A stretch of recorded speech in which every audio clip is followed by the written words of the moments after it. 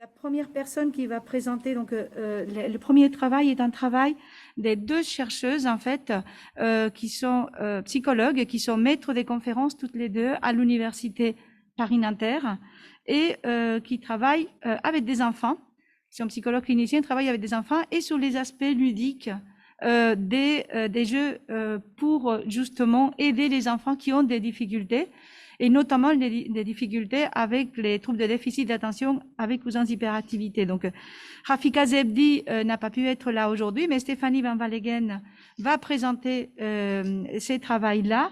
Stéphanie Van Walleghem est le maître des conférences. Elle est venue à Nanterre il y a déjà quelques années. Elle a travaillé beaucoup au CHU de Dijon.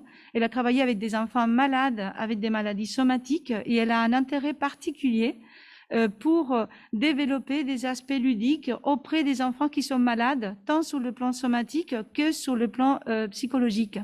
Et vraiment, c'est extraordinaire qu'on puisse accéder aux difficultés de ces enfants et des parents, surtout, et des familles, à travers des jeux. Donc, on est vraiment dans des jeux d'esprit, plutôt. Mais vraiment, je la remercie d'être là aujourd'hui et de nous présenter son travail, création et validation du jeu de psychoéducation TADA pour les enfants présentant un trouble de déficit d'attention avec ou sans hyperactivité. Je te dirai quand il te reste un peu de temps.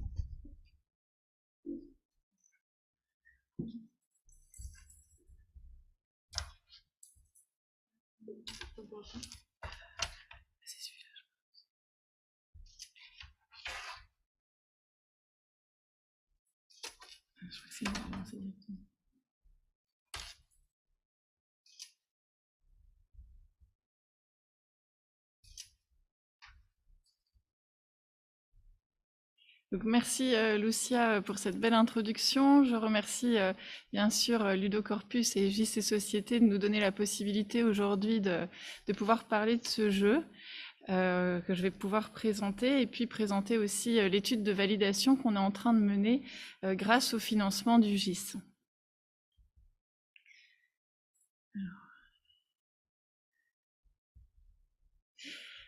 Donc, déjà, peut-être donc l'objectif, c'est donc de vous présenter cette première étude de validation d'un jeu et de vous présenter le jeu. Ce jeu, il est à destination des familles qui sont concernées par un trouble psychopathologique qui s'appelle le trouble déficit de l'attention avec ou sans hyperactivité, qu'on nomme TDAH, qui concerne 3 à 5% des enfants en France scolarisés. Et ce trouble, il est caractérisé par une triade qui est composée de problèmes d'inattention. Donc, c'est des enfants qui sont facilement distraits, qui font des erreurs d'inattention, qui oublient leurs affaires, qui partent souvent dans la lune. Et puis, la triade, elle est composée aussi de symptômes d'inattention, d'impulsivité, et d'hyperactivité. Donc, l'impulsivité, c'est le fait de se précipiter, de parler avant de réfléchir, de couper la parole, d'aller trop vite, et du coup, de faire des choses qu'on regrette. Et puis, l'hyperactivité, c'est le fait d'être tout le temps en mouvement, d'avoir beaucoup d'énergie et d'avoir beaucoup de difficultés pour se poser. Donc, ça donne des enfants un petit peu comme sur la carte, là, qui ont du mal à rester assis en classe. Alors, ces symptômes d'inattention, d'impulsivité et d'hyperactivité, ils vont entraîner de l'agacement, de l'énervement chez l'enfant parce que l'enfant va rencontrer des situations d'échec. Quand il rentre à la maison, il peut avoir oublié de noter ses devoirs, il peut avoir oublié le cahier du jour même s'il a noté ses devoirs, ou il peut avoir oublié le livre de lecture. Bref, il peut être rapidement en difficulté, ce qui va l'agacer et puis ce qui va agacer aussi la famille. Et cet agacement, il s'accompagne en général d'un jugement négatif, par exemple, je suis nul, c'est de ma faute, j'y arriverai jamais. Et parfois, ce jugement négatif, on peut l'entendre aussi dans l'entourage qui se trouve parfois un petit peu dépassé face aux difficultés que représente la gestion de ce trouble au quotidien. Et bien sûr, quand on a un jugement négatif comme ça de soi ou que l'on entend des autres, ça va altérer la confiance en soi de ces enfants, ça va générer un mal-être et puis ça peut amener des conflits au sein de la famille. Et on sait que dans ce trouble, il y a beaucoup de comorbidités, notamment des comorbidités au niveau de l'anxiété, de la dépression ou de l'opposition. On n'a pas d'études qui montrent que ce mal-être, il serait à l'origine, il expliquerait ces comorbidités, mais néanmoins, on peut se poser la question de à quel point ce mal-être est impliqué dans le développement de ces comorbidités. Et donc, on observe une baisse de la qualité de vie chez les familles confrontées par ce trouble. Donc très souvent, du fait de ces difficultés, les familles sont orientées en thérapie, aussi bien l'enfant que les parents. Et ce qu'on va leur proposer, dans un premier temps, très souvent, c'est de la psychoéducation. Donc la psychoéducation, c'est l'idée d'éduquer le patient, d'éduquer aussi la famille, c'est-à-dire de donner les informations que l'on connaît sur le trouble, mais aussi donc d'expliquer qu'est-ce que c'est que l'inattention, qu'est-ce que c'est que l'impulsivité, qu'est-ce que c'est que l'hyperactivité, d'expliquer comment s'exprime ce trouble au quotidien, comment il retentit dans les différentes sphères de la vie de l'enfant, au niveau social, au niveau des loisirs, au niveau des apprentissages, et puis aussi expliquer ce qu'on peut mettre en place comme stratégie pour faire face aux troubles. Et la psychoéducation, elle s'inscrit dans la première étape des thérapies cognitives et comportementales, qui sont des thérapies empiriques centrées sur le problème. Donc on va vraiment s'intéresser à quel est le problème que rencontre l'enfant et la famille, et comment est-ce qu'on peut les aider à résoudre ce problème. Alors la psychoéducation dans le TDAH, on sait qu'elle est efficace et qu'elle permet notamment de diminuer le niveau de stress des familles. Souvent, elle est proposée soit en individuel, soit en groupe. Il y a des groupes d'enfants. C'est souvent la première étape de prise en charge en groupe. Par exemple, il y a des groupes comme le PIFAM chez les enfants ou des groupes d'habileté parentale pour les parents. Donc souvent, elle est présentée comme ça, de manière indépendante à l'enfant ou l'adolescent et de l'autre côté à la famille. Et notre objectif, c'était de pouvoir proposer la psychoéducation à l'ensemble du système familial, de pouvoir avoir un support qui nous permette de travailler avec la famille dans son intégralité, l'enfant, les parents, mais aussi la fratrie et tous ceux qui gravitent autour de l'enfant, c'est-à-dire les grands-parents, les babysitters qui peuvent prendre régulièrement en charge l'enfant, etc., pour qu'il y ait un niveau de connaissance que tout le monde puisse partager et co-construire autour de ce trouble. Donc pourquoi un jeu de cette famille? Donc le jeu chez l'enfant, quand on a l'habitude d'être psychothérapeute de l'enfant, c'est une évidence, on a besoin de supports de médiation, les livres sont un bon support et le jeu est un très bon support. Le jeu, ça répond à un besoin de l'enfant et puis le jeu, ça va apporter ce côté challenge, stimulation que l'enfant apprécie beaucoup et c'est une manière détournée d'aborder le problème qui est très appréciée des enfants. Le jeu de cette famille, c'est un jeu classique que la plupart des familles connaissent. Si elles ne le connaissent pas, c'est facile d'apprendre les règles du jeu. Et puis, c'est un jeu qui est assez court. On peut faire une partie, c'est pas très long. Et comme on a des enfants qui ont des difficultés d'attention, c'est très important de pouvoir rentrer rapidement dans le jeu et que la partie dure pas trop longtemps pour que justement ils puissent vraiment s'en saisir. Donc ce jeu, il est vraiment issu des connaissances et puis aussi de la pratique clinique. Et comme un jeu de cette famille classique, il est composé de 7 familles qui contiennent chacune 6 cartes. Donc on a des familles descriptives, famille inattention, famille impulsivité, hyperactivité. On a aussi une famille point fort parce que l'idée, c'est que l'enfant puisse se décrire aussi par ses points positifs. Et très souvent, quand on a une maladie, qu'elle soit somatique ou psychologique, psychopathologique, on est souvent un petit peu défini par ce trouble ou cette maladie. Et les malades, par exemple dans le cas du cancer, souvent les malades se disent on n'est plus que des malades. Et donc il y a vraiment ce besoin qu'on ramène les personnes au statut de personne, qui est vraiment une prise en compte de leur subjectivité. Et donc du coup, cette famille point fort, c'est une façon de dire à l'enfant dans la représentation que tu as de toi-même, c'est important d'inclure ces points forts. Et dans la représentation que les autres ont de toi, c'est important qu'ils aient aussi ces points forts en tête. Ensuite, comme on est, l'idée donc c'est de pouvoir donc jeu d'esprit, jeu de mots, oui, on rentre complètement là-dedans parce que l'idée c'est de pouvoir bien nommer les problèmes, plutôt que de dire ah c'est toujours pareil, j'y arrive jamais, d'être dans des généralités, de pouvoir dire aujourd'hui j'ai été inattentif, j'ai oublié mon cahier de texte, qu'est-ce qu'une prochaine fois je peux faire pour ne pas oublier mon cahier de texte? C'est-à-dire qu'une fois qu'on a bien nommé le problème, on va pouvoir réfléchir à comment je peux le résoudre. Et donc, on a ensuite les familles stratégie. Famille stratégie pour se concentrer, famille stratégie pour canaliser son énergie, famille réguler ses émotions, parce que cette impulsivité qu'on observe au niveau comportemental, on l'observe aussi au niveau émotionnel. Et puis, famille coup de pouce de l'entourage, qui permet de rappeler à la famille qu'ils sont là aussi pour aider dans la mise en place de ces stratégies, qu'ils ont vraiment un rôle à jouer. La spécificité de ce jeu, c'est qu'il a une vocation thérapeutique et donc il y a autant de cartes. Donc c'est un jeu de 48 cartes classiques, elles sont remplies et il y a autant de cartes vierges, c'est-à-dire qu'il y a 6 cartes vierges pour chaque famille. Ça donne la possibilité à l'enfant de créer ses propres cartes et donc s'il ne s'identifie pas à certaines des cartes qu'il trouve qu'elles ne sont pas adaptées pour lui, il va pouvoir remplacer autant de cartes qu'il veut du jeu par ses propres cartes. Et ça, c'était vraiment notre objectif, que l'enfant puisse s'approprier ce jeu. On sait en thérapie que plus la personne s'approprie un outil, plus il va être efficace. Donc, dans cet objectif d'appropriation, on a créé ces cartes vierges. Donc, l'objectif, c'est d'évaluer l'intérêt de ce jeu, que l'on appelle TADA, pour justement avoir un petit jeu d'esprit.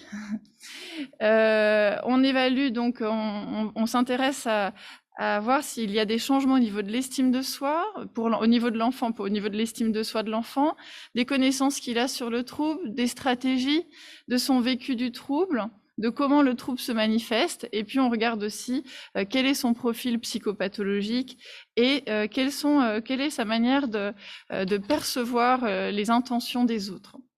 Chez l'adulte, on évalue la représentation que les parents ont de leur enfant, les connaissances qu'ils ont sur le trouble, les stratégies qu'ils mettent en place, leur vécu et puis le sentiment de fardeau et le niveau de stress. Donc c'est cette étude qui est financée par le GIS, Jeux et Société. On a obtenu un avis favorable du comité d'éthique de l'Université Paris-Nanterre et pour pouvoir faire connaître cette étude, on a rencontré des professionnels aussi bien en région parisienne qu'en province pour pouvoir recruter des participants. On a aussi fait connaître cette étude à Hyper Super, qui est une association pour les familles concernées par le TDAH. Alors actuellement, on a 15 participants qui ont été inclus. On a l'objectif d'en inclure 30. Il faut qu'ils aient tous, bien sûr, un diagnostic de TDAH et on exclut quand les enfants ne souhaitent pas participer, bien entendu, ou les parents, même si c'est en cours de passation, parce que, comme j'ai dit tout à l'heure, il y a des fois des comorbidités de type trouble oppositionnel, donc parfois ça rend difficile la participation de l'enfant. Et puis on exclut aussi les enfants qui auraient un trouble du spectre autistique associé, une déficience intellectuelle ou un trouble psychotique, parce que le jeu les mettrait trop en difficulté, donc n'aurait pas de sens. Alors, le recrutement, il a été difficile parce qu'on a commencé des passations qui ont parfois été interrompues à cause des confinements liés à la Covid-19, parce que du coup, le fonctionnement familial a souvent été perturbé par les confinements et par les difficultés liées à la Covid-19. Et puis, le recrutement d'enfants reste un peu difficile parce qu'on demande beaucoup de temps aux familles du fait qu'on évalue à la fois des éléments chez l'enfant et chez le parent, donc ça représente plusieurs heures d'entretien, donc ça reste un petit peu difficile de recruter. Donc on a 3 temps en fait de mesure, 2 temps en fait qui sont T0 et T1 qui sont avant et après une phase contrôle. Donc en fait on fait une première évaluation de toutes les mesures que je vous ai énoncées tout à l'heure. Ensuite on laisse passer 4 semaines où il ne se passe rien, puis on refait une mesure pour vérifier qu'il n'y a pas de changement, et ensuite on introduit le jeu, et à partir du moment où on introduit le jeu, on demande aux familles de jouer au moins une fois par semaine au jeu, et on réévalue à T2 l'estime de soi et les différentes dimensions, fardeau, stress, etc., connaissance. Ça, ce sont les outils qu'on utilise donc on a à la fois des échelles qui sont remplies par l'enfant ou par le parent, et à la fois un entretien semi-structuré proposé séparément à l'enfant et aux parents qui va permettre d'évaluer les connaissances, le vécu, la représentation de la maladie, les stratégies mises en place. On demande aussi aux parents de remplir un questionnaire après chaque séance de jeu pour pouvoir savoir combien de temps la famille a joué, qui a joué, est-ce qu'ils ont créé des cartes, est-ce que c'était agréable ou pas de jouer. Donc on leur demande d'estimer sur une échelle de 0 à 10 à quel point c'était agréable, et puis de leur permettre de nous faire aussi un feedback au fil de l'eau de leur expérience. Alors pour le moment, on est sur des résultats descriptifs, c'est des tendances uniquement, on n'est pas sur des statistiques inférentielles, on n'a pas suffisamment de sujets pour le faire. Globalement, on voit au niveau du profil psychopathologique que ces enfants, ils ont principalement un TDAH. Le niveau de fardeau des parents, il est d'intensité modérée à sévère. On voit qu'il y a une tendance à ce que le fardeau augmente un petit peu avec le jeu, probablement parce qu'au niveau logistique, il faut organiser ce temps de jeu et il faut se représenter que ce sont des familles qui ont déjà une charge importante, parce que souvent il y a des prises en charge de type rééducation, des fois psychomotrices, psychologiques, et des fois orthophoniques, etc. Donc il y a souvent plusieurs prises en charge. Donc c'est quelque chose qui se rajoute, donc on peut comprendre que ça soit une charge quelque part en plus. Par contre, le niveau de stress la tendance, c'est une diminution pendant la phase contrôle. Il y a beaucoup d'enthousiasme par rapport au jeu. Il y a aussi beaucoup d'espoir justement de voir un nouvel outil qui va pouvoir aider. Et puis, la tendance, elle va dans le sens de remonter un peu, probablement parce que justement, il faut se tenir à jouer chaque semaine, faire un compte-rendu chaque semaine du jeu. En tout cas, c'est l'hypothèse à vérifier après avec les résultats complémentaires qu'on va obtenir.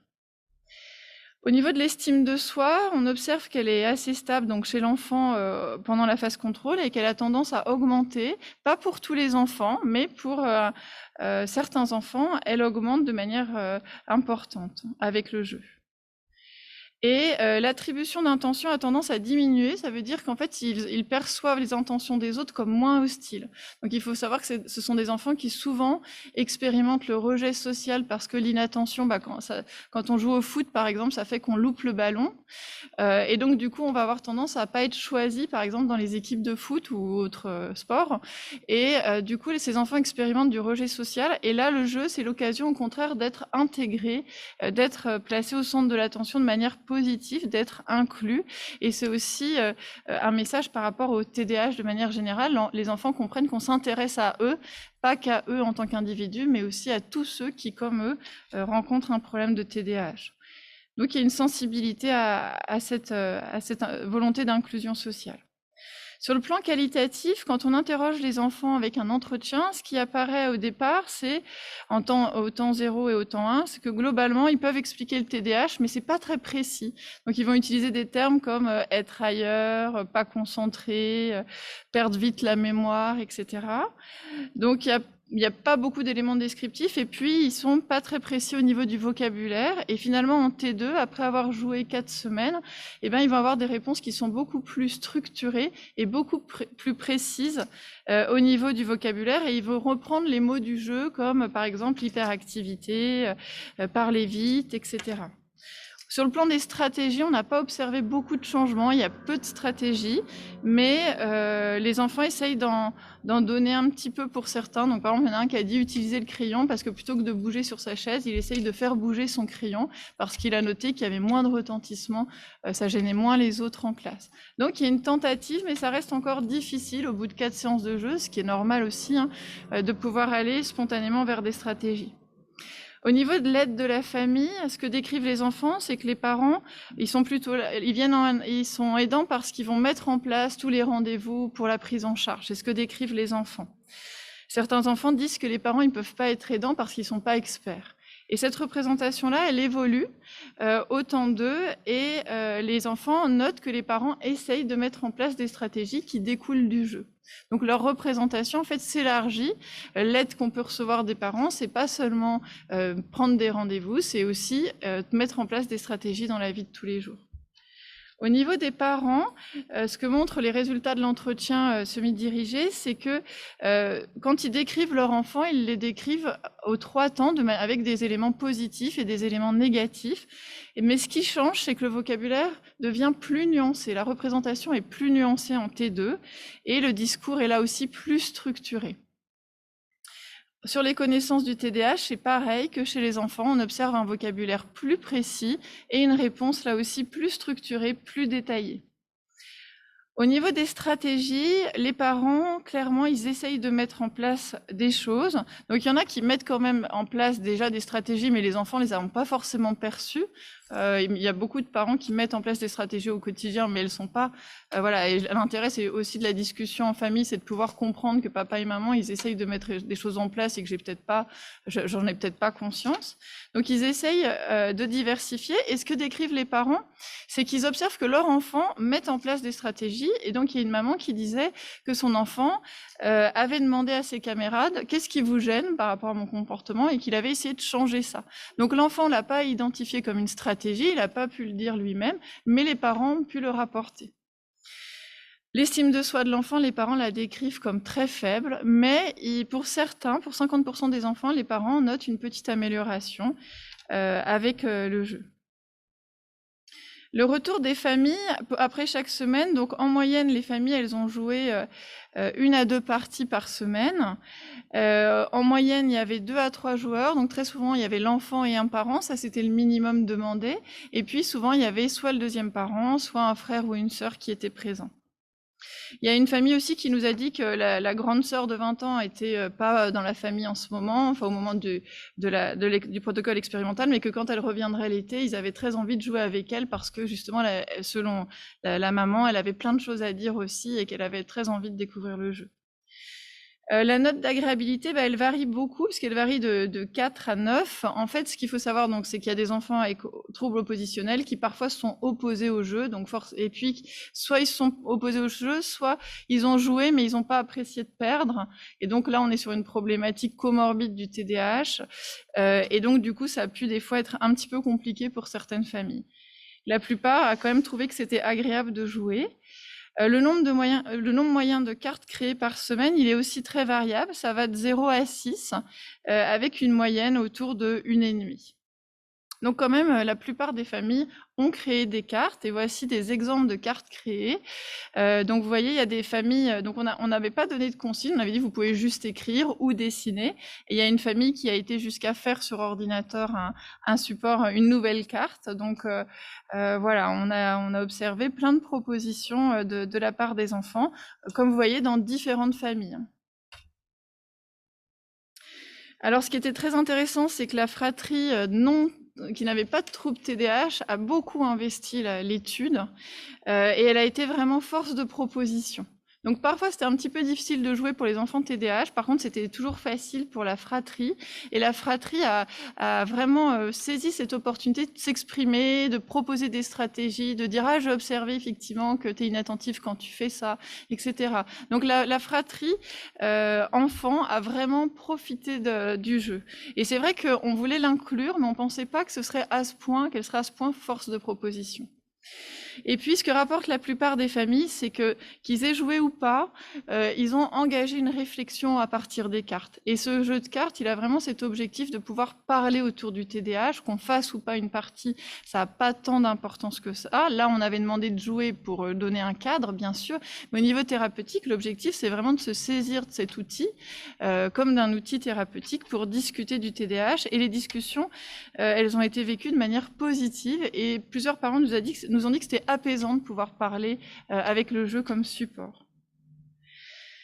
La première année, les premières passations nous ont permis de réadapter le vocabulaire de certaines cartes. On s'est rendu compte que certaines cartes, il y avait trop de mots ou les mots étaient trop difficiles pour le niveau lexical des enfants. On a réévalué le protocole expérimental. Au début, on mettait 8 semaines de jeu, mais c'était trop lourd, notamment avec le Covid. Donc, on a réduit à 4. Ce qui apparaît aussi, c'est que ces familles, pour pouvoir se saisir vraiment du jeu et notamment mettre en place des stratégies, elles ont besoin de l'aide d'un professionnel. Notre objectif dans un premier temps, c'était vraiment de se centrer sur les familles pour vérifier que le jeu était adapté. Et maintenant, on va justement pouvoir inclure dans une deuxième phase d'étude, c'est notre projet, les professionnels pour vraiment aller encore plus loin dans l'appropriation du jeu. L'accueil a été enthousiaste autour du jeu et a suscité, donc, comme on l'a dit, beaucoup de discussions et d'échanges.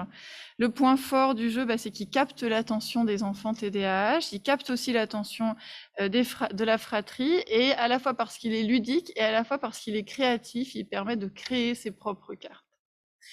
Et puis, en fait, beaucoup de familles ont été d'elles-mêmes présenter le jeu à leurs thérapeutes, voilà. Et on a reçu aussi un accueil très enthousiaste des professionnels, à la fois qu'on a démarché pour leur demander de nous orienter des participants, et puis à la fois des professionnels qu'on n'a pas démarché et qui ont eu connaissance du jeu à travers les familles. Donc, on souhaite, avec Rafika Zebdi, remercier Cécile Panetier, qui est directrice aux éditions Au Greffe France et qui a permis du coup qui permet la publication de ce jeu qui va sortir en mars 2022 chez Au Greffe. Et qui du coup nous a permis à ce jeu de passer d'un niveau fait main qu'on avait fait nous-mêmes avec des dessins amateurs à un niveau de dessin professionnel. Et c'est Camille Mage qui est l'illustratrice professionnelle de ce jeu.